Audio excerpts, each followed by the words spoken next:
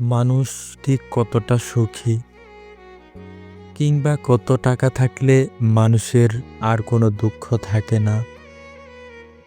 আমার মতে টাকা থাকলে মানুষ সুখী হতে পারে না। সুখী হওয়ার জন্য যা প্রয়োজন তা হলো একটি পরিবার। যেখানে পরিবার নেই সেখানে কোটি টাকা দিয়েও প্রকৃত সুখ কেনা যায় না। অর্থ হয়তো মানুষের সাময়িক সুখ দিতে পারে, কিন্তু সার্বক্ষণিক সুখ এনে দিতে পারে না। কারণ জীবনে প্রতিটি মুহূর্তে আনন্দের জন্য প্রয়োজন একটি পরিবার, একটি সংসার, বাবা মার স্নেহ। যেখানে এই বন্ধনগুলো নেই সেখানে আসলে কিছুই নেই। টাকা দিয়ে হয়তো ক্ষণিকের সুখ কেনা যায়, কিন্তু অনন্তকালের সুখ কেনা যায় না।